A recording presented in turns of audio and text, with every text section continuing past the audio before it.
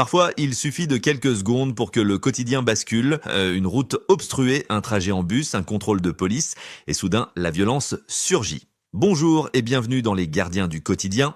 Direction Brest dans le Finistère, le 8 janvier, en pleine tempête Goretti, un automobiliste s'arrête pour une raison banale. Une poubelle renversée bloque la chaussée. Pensant à un simple incident météo, il sort de son véhicule. C'est à ce moment précis que tout bascule. 3 individus cagoulés surgissent.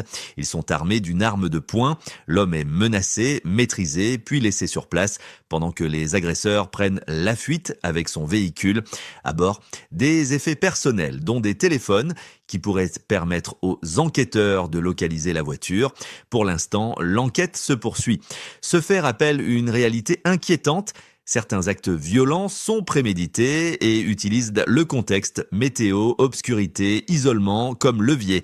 À Brest, la violence surgit dans la rue. À Melun, elle frappe dans un lieu censé être sûr, un square, en plein après-midi. Dimanche, à Melun, en Seine-et-Marne, une adolescente de 15 ans trouve refuge chez une voisine. En état de choc, elle explique avoir été agressée sexuellement dans un square. Selon les premiers éléments, elle aurait été abordée dans un bus avant d'être suivie.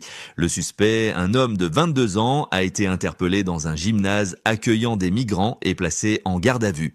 Il est connu des services de police et faisait l'objet d'une obligation de quitter le territoire français avec interdiction de retour. Au-delà de l'horreur de l'acte, cette affaire pose une question majeure. Comment une personne sous OQTF a-t-elle pu se trouver encore en situation de nuire ? À Carcassonne, c'est un refus d'obtempérer qui vire au drame.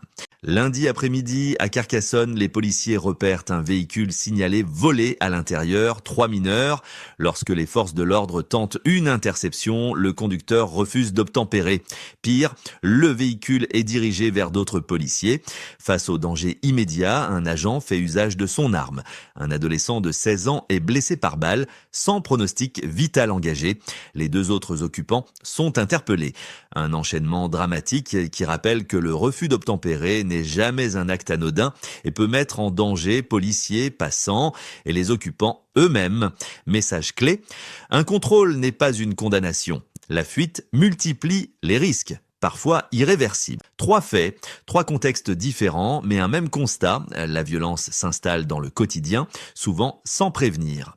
Informer, ce n'est pas faire peur, c'est donner des clés, rappeler les risques et renforcer la vigilance collective. Merci à tous de nous avoir suivis. On se retrouve demain pour de nouvelles actualités.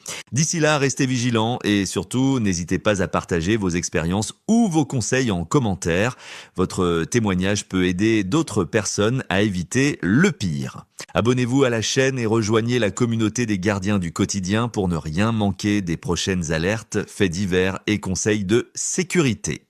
Parce que prévenir, c'est déjà agir.